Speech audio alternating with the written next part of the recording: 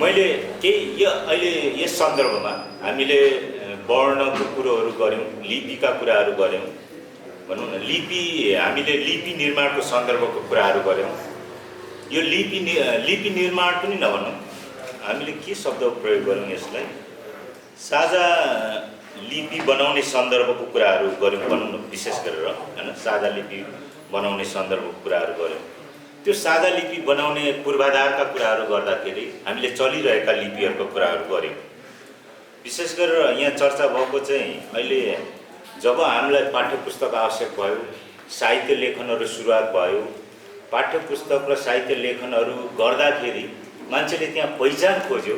त्यो पहिचान खोज्दाखेरि हामीलाई चाहिँ केही के अरे यो हाम्रो जुन चाहिँ थिएन, त्यो कुराहरू थिएन, त्यो कुराहरूमा हामीलाई समस्या परेर हामी अहिले यो कुराहरू गरिरहेका छौँ। त्यस सन्दर्भमा चाहिँ मलाई लागेको कुरो के भन्छ, यस सन्दर्भमा मैले आफ्नो कुराहरू राख्नु पर्दाखेरि अहिले हामीले जुन चाहिँ अहिले हामीले देखेका छौँ, यो के भन्छ एउटा लिपि देखेका छौँ हाम्रो अगाडि छ। त्यो लिपिलाई हामीले किराँत याक्थुङ चुम्लुङले एउटा औपचारिक उसको डिसिजन भनौँ न, अर्गनाइजेसनल डिसिजन, संस्थागत धारणा भनेको निर्णय भनेको चाहिँ यो किराँत सिर्जङ्गा लिपि भनेर हामीले भनेका छौँ। तर हामी समाजमा यसलाई कसैले लिम्बू लिपि भन्छ, कसैले किराँत लिपि भन्छ हैन, त्यसरी पनि हामीले बुझ्ने, आफ्नो कुराहरू लेख्ने कुराहरू गरेको छ। तर हाम्रो संस्थाको धारणा चाहिँ किराँत सिर्जङ्गा लिपि हो। सिर्जङ्गाको हामीले चर्चा सुन्यौँ, उनलाई ट्रिब्युट दिनको लागि हामीले सिर्जङ्गा भन्यौँ। र यो चाहिँ यो लिपि हामीले जुन बेलामा हामीले 49 सालतिर हामीले यो निर्णय गर्दाखेरि यो लिपिलाई नामाकरण गर्ने सन्दर्भमा हामीले त्यतिखेर एउटा गरेको कुरो चाहिँ यो लिपि हाम्रो मात्र हुन सक्दैन, यो अरूले चलायो भने र अरूले चलायो भने मात्र बढी व्यापक र यो जीवन्त हुन्छ भन्ने हामीले त्यतिखेरै गरेका थियौँ। भन्नाले हामीले के भन्छ एउटा त्यो छलफल बहस गरेका थियौँ र त्यो छलफल बहस गरिसकेपछि यसलाई किराँत सिर्जङ्गा लिपि भनेर जाउँ भनेर हामीले बहस र छलफल गरेका थियौँ र त्यसरी हामी निष्कर्षमा पुगेका थियौँ। यो लिपिको चर्चा सिर्जङ्गा प्रथम, सिर्जङ्गा दोस्रो हैन, सिर्जङ्गा दोस्रोको केही जीवन इतिहास चाहिँ र अलिकति जीवन्त इतिहास छ र घटनाक्रम पनि छ। इमानसिंह चेम्जोङले नै त्यो कुराहरू लेख्नु भएको छ। सिर्जङ्गा प्रथम बढी अलिक किंवदन्ती हो कि जस्तो छ हैन।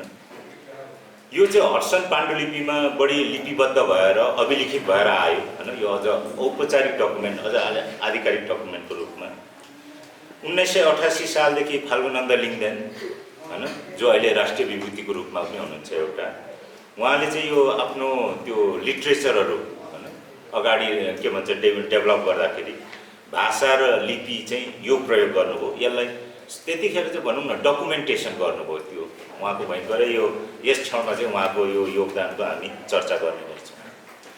पछिल्लो समयमा किराँत धर्म तथा साहित्य उत्थान सङ्घ बनिसकेपछि यो लिपिले अझ भनौँ न संस्थागत र व्यापकता पाउँदै गयो।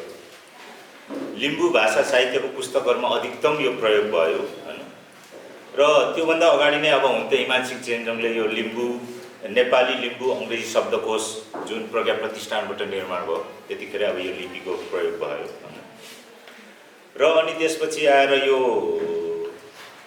राष्ट्रिय अभिलेखालयको एउटा लिपि क्यालेन्डर भनेर बाहिर हामी देख्छौँ, तर मैले त्यो औपचारिक ठाउँमा गएर हेरेको छुइनँ।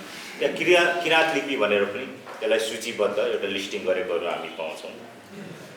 र यो यसको अभ्यास गर्ने क्रममा, यो लिपिलाई अभ्यास गर्ने क्रममा किराँत धर्म तथा साहित्य उत्थान सङ्घले एउटा त्यो वुडन ब्लक बनाएर बढी मेहनत गरेको कुराहरू सुन्छौँ भने पछिल्लो हाम्रो कालमा आएर हैन, यो 46 आफ्टर 46 भन्ने साल है, यो हाम्रो 46 सालदेखि पछाडि हामी जब यो कम्प्युटरलाई अभ्यास गर्न थाल्यौँ, त्यहाँदेखि हामीले फन्ट निर्माण गर्यौँ। फन्ट निर्माणमा चाहिँ किराँत याक्थुङ चुम्लुङको मुख्य भूमिका छ। त्यो फन्ट निर्माण गरिसकेपछि, डेभलप गरिसकेपछि यसले चाहिँ अझ व्यापक हैन, व्यापकता पाएर यो भयो। र एक दुईवटा हाम्रो अडानहरू छ, हिस्टोरिक अडानहरू छ। 51 सालमा हामीले क्यानेडियन कोअपरेसन अफिससँग नन फर्मल एजुकेसन, लिम्बू ल्याङ्ग्वेजमा नन फर्मल एजुकेसन हामीले पढाउनु खोज्दाखेरि हामीले त्यतिखेर चाहिँ 2टा पुस्तकहरू निकाल्यौँ भनौँ न, त्यो अनौपचारिक शिक्षासँग सम्बन्धित थियो। त्यतिखेर हामीलाई लिपि प्रयोग गर्ने सन्दर्भमा उहाँहरूले एउटा शर्त राख्नुभयो, यो देवनागरी नै प्रयोग गर्नुहोस् भनेर भन्नु। तर त्यसमा हामीले अडान राख्यौँ, होइन हामीसँग यो आफ्नो लिपि छ, किराँत सिर्जङ्गा लिपि छ, यसैमा प्रयोग गर्छौँ भनेर। त्यो अडानले एउटा काम ऐतिहासिक काम गर्यो। त्यसले अझ पाठ्य पुस्तकमा यसले व्यापकता पायो भने अर्को चाहिँ आएर यो सानो ठिमीले पाठ्यक्रम विकास केन्द्रले पाठ्यक्रम त बनायो, पुस्तकहरू छाप्ने सन्दर्भमा पनि उसले हामीलाई देवनागरी लिपि नै के भन्छ रिफर गर्यो। तर होइन हामी यो हाम्रो लिपि प्रयोग गरेनौँ भने हामी अगाडि बढ्दैनौँ भन्ने हामीले अडान लिएपछि त्यो के भन्छ लिपि चाहिँ त्यहाँ प्रयोग भएर त्यसले एउटा भनौँ न एउटा व्यापकता पनि पायो, एउटा संस्थागत के भन्छ एउटा वातावरण पनि निर्माण गर्यो। यो चाहिँ ऐतिहासिक एउटा अडानहरू जस्तो लाग्छ हामीलाई। त्यसले यो लिपिको व्यापकता औपचारिकताहरू बढाउँदै गयो। तपाईँ हामी यहाँ पुरानो छौँ भने पाटन ढोकाको त्यो सेतो एउटा पाटन ढोका थियो, त्यहाँ यो लिपि पहिल्यैदेखि प्रयोग भएको थियो हैन। तर पछि त्यो आफै मेटियो र मेटिएर सरोकार राख्दाखेरि पनि कुन निकाय हो त्यो भन्ने कुरो चाहिँ थाहा भएन।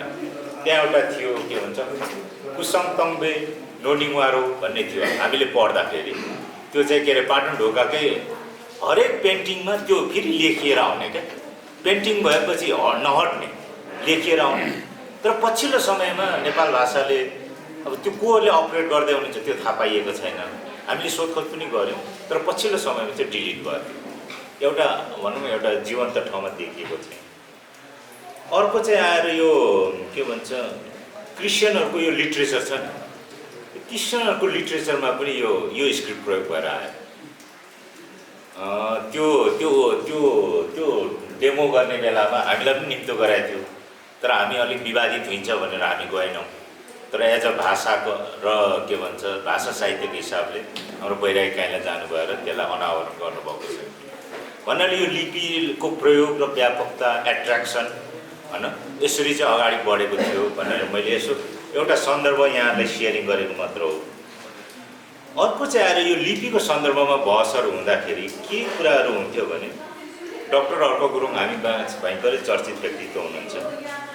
उहाँले चाहिँ यो लिपि चाहिँ के अरे अब त्यहाँ चाहिँ आइडेन्टिटी खोज्ने सन्दर्भमा यो कुराहरू यस्तो भएर आएको होला भन्ने मलाई आफ्नो अनुभूति छ।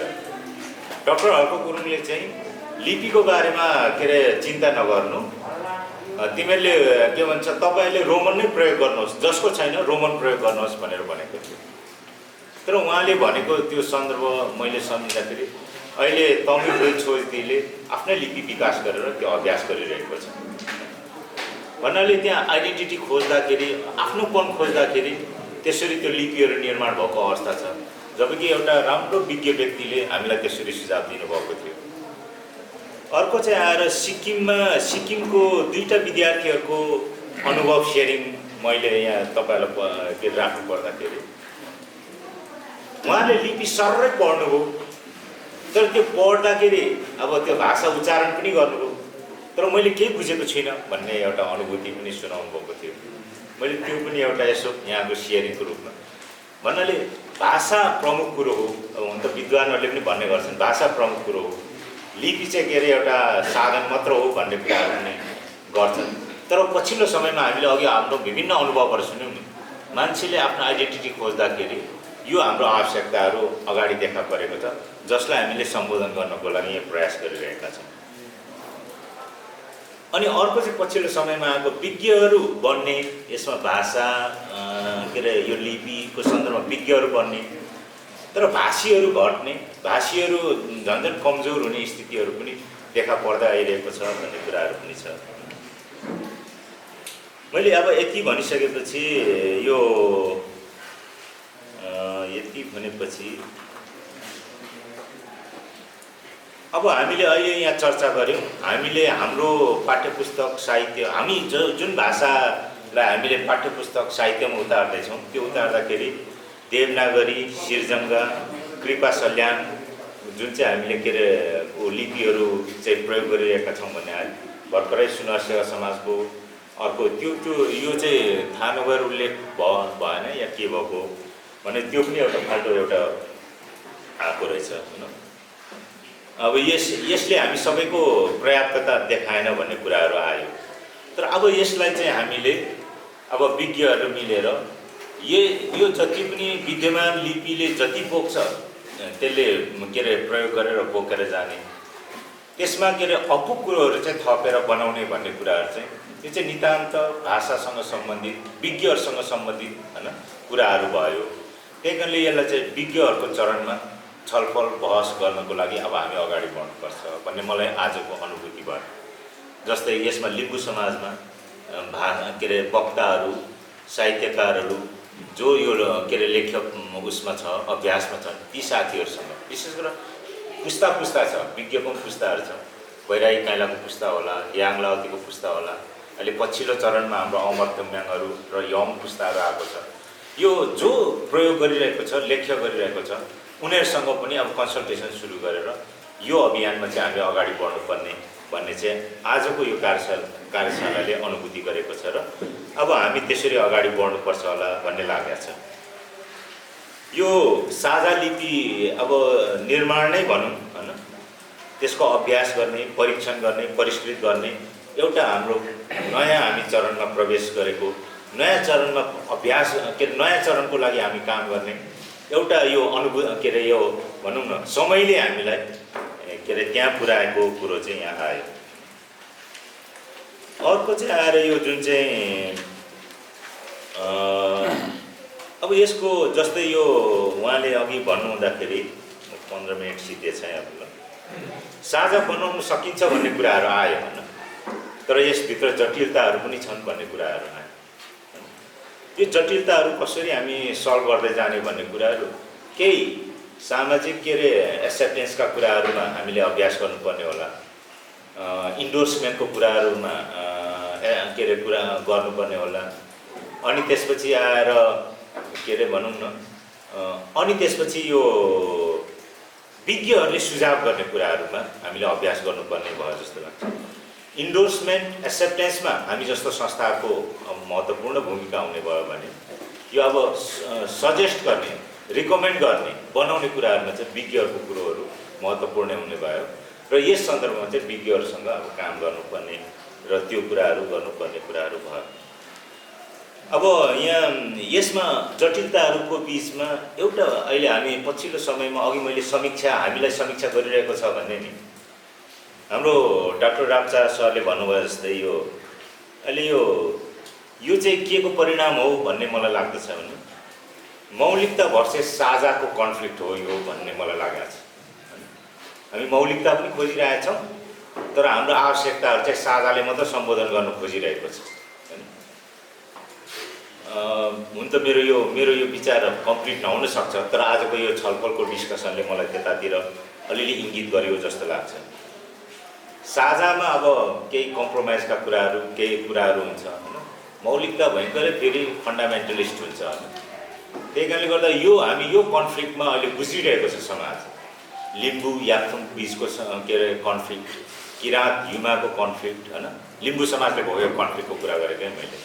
तर हाम्रो संस्थाको औपचारिक निर्णय छ हैन, त्यो हामी औपचारिक निर्णयमा के अरे हाम्रा कुराहरूमा अझै पनि हामी के अरे त्यसलाई के अरे भनौँ न त्यो औपचारिक निर्णयहरूलाई के भन्छ नयाँ बनाउने कुरोहरू प्रशस्त तथ्य, बहुमत तथ्यहरू आइसकेका छैनन्। सञ्जालहरूमा बहस भएका छन् तर औपचारिक ढङ्गले बहसहरू छलफलहरू भएर भनौँ न त्यस्तो चाहिँ अवस्था निर्माण भएको छैन भन्ने हाम्रो अनुमान छ हैन, अहिलेसम्म अनुमान छ। यो चाहिँ हामीले अलिक भोगिरहेका छौँ र यसको पछाडि एउटा पोलिटिकल कन्टेक्स्ट। अब अघि मैले भने नि हामीलाई यो भाषा लिपिको सन्दर्भमा हाम्रा धेरै अभ्यासको उदाहरण हामीले सिक्किम, दार्जिलिङ, अझ सिक्किमलाई भनौँ, सिक्किमबाट हामीले उदाहरणहरू लिइरहेका छौँ। तर सिक्किम र नेपालको political context, social context, geographical कन्टेक्स्टहरू डिफ्रेन्ट छ भन्ने कुरो चाहिँ अब हामी केही यो माथिल्लो ठाउँमा काम गर्नेलाई केही थाहा छ, तर समग्रमा लिम्बू समाजलाई एउटा जेनरली बुझ्नेहरूले चाहिँ त्यो कुराहरू धेरै अनुभूत गर्न नसकेको जस्तो लाग्छ। यो पोलिटिकल कन्टेक्स्टहरू, हाम्रो डिफ्रेन्ट कन्टेक्स्टहरू हामीले नबुझ्दाखेरि अहिले हामी यो विभिन्न के अरे यो बहसहरूमा हामी के अरे बहसहरू भइरहेको भन्ने लाग्छ मलाई। अब मलाई लागेको कुरो चाहिँ यो जस्तै सिक्किमले त्यो कृपा सल्यान तपाईँहरूको चलाइसकेपछि हैन, यो हाम्रो साझा के अरे लिपि निर्माणको के अरे साझा लिपि निर्माणको कामलाई च्यालेन्ज गर्छ कि गर्दैन त भन्ने कुरो चाहिँ हामीले एकचोटि सोच्नुपर्छ होला जस्तो लाग्छ मलाई। कतै यो बढी मौलिकता खोज्ने नाममा च्यालेन्ज गर्छ कि भन्ने मैले एउटा अनुमान चाहिँ गरेको छु हैन। तर त्यो अनुमानलाई हामीले कसरी म्यानेज गर्न सक्छौँ, कसरी एड्रेस गर्न सक्छौँ भन्ने कुरो चाहिँ हामीले याद गर्नुपर्छ होला जस्तो लाग्छ। किनभने वान्स युज भयो नि त, युज भइसकेपछि त्यसले निकै हामीलाई गाह्रो भन्नाले त्यसले च्यालेन्ज गर्छ कि भन्ने एउटा मेरो अनुमान हो भने। अर्को चाहिँ आएर यो के अरे करिब मैले सिद्ध्याएँ होला यो लिम्बूमा भएको बहसहरू मैले केही सङ्केतको रूपमा मात्र भने, ठोस के अरे छिन्ती कुरा चाहिँ भनिनँ तपाईँहरूलाई। केही छिन्ती कुराहरू हाम्रो अघि गोविन्द दाइले भन्नुभयो, हाम्रो त्यो सत्याङ हत्याङहरू बिचमा यो लिपिको विवाद छ कि छैन भन्ने कुराहरू त्यस्तोहरू छैन, सबै समान ढङ्गले बोलाएको। तर एउटा कुरा चाहिँ के हुन्छ, कोही यसलाई लिम्बू लिपि भनौँ भन्ने छ, कोही सिर्जङ्गा लिपि भनौँ भन्ने छ, कोही किराँत लिपि भनौँ भन्ने छ। यो बहसहरू चाहिँ त्यहाँ छ। तर किराँत काक्तम चुम्लुङ एउटा औपचारिक संस्थामा चाहिँ यसलाई किराँत सिर्जङ्गा लिपि भनौँ भनेर यसले आफ्नो औपचारिक धारणा चाहिँ अगाडि सारेको छ। यो लिपि निर्माणहरू हुने सन्दर्भमा हामीले साझा लिपि निर्माण गऱ्यौँ। यो साझा लिपिको निर्माणको नेमिङको सन्दर्भमा हामीलाई फेरि एउटा छलफल र बहस आउन सक्छ। त्यो नेमिङको सन्दर्भमा यो जुन चाहिँ अब किराँत के अरे सिर्जङ्गाले जुन एउटा यसलाई अभ्यास गर्नुभयो र यो रूपमा ल्याउनुभयो, उहाँलाई ट्रिब्युट कसरी दिने हैन, उहाँको त्यो योगदानलाई कसरी इन्डोर्स गर्ने, कुनै पनि एउटा विज्ञको होइन कुनै पनि एउटा के अरे सर्जकको ट्रिब्युटलाई एड्रेस गर्ने गरी चाहिँ हामी ओपन हुनुपर्छ भन्ने चाहिँ मैले आफ्नो राय राखेँ। भनौँ न उहाँले जुन चाहिँ एउटा अघिल्लो त किंवदन्ती भने मैले, पछिल्लो चाहिँ अब जीवन्त हिस्ट्री नै भयो। त्यो उहाँको हिस्ट्रीलाई चाहिँ ट्रिब्युट दिने गरी, ट्रिब्युट भन्नाले के भन्छौँ त्यस्तोलाई, अब भनौँ न पेटेन्ट राइटको कुरो पनि गर्दो रहेछ होइन। पेटेन्ट राइट भन्दा पनि कस्तो भने उहाँलाई त्यो के भन्छ श्रेय दिने कुरो चाहिँ। तर हुन त यो प्राज्ञिक जगतमा श्रेय दिने कुरोमा एकदमै सेन्सिटिभ हुन्छ। यो कुरोमा म कन्भिन्स नै छु छन चाहिँ होइन।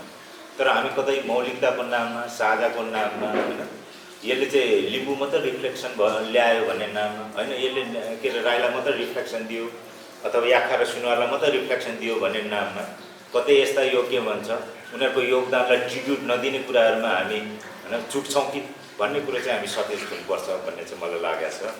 22 मिनट भएछ। एकदमै धेरै धन्यवाद। यो तथ्यको आधारमा मलाई धेरै के भन्छ जानकारीमूलक भयो। मैले आफ्नो कुराहरू राखेँ। अरू धेरै प्रसङ्गहरूमा मेरो आफ्नो विचारहरू छ, तर मैले आजलाई यति राखेँ। धन्यवाद सेवाहरू।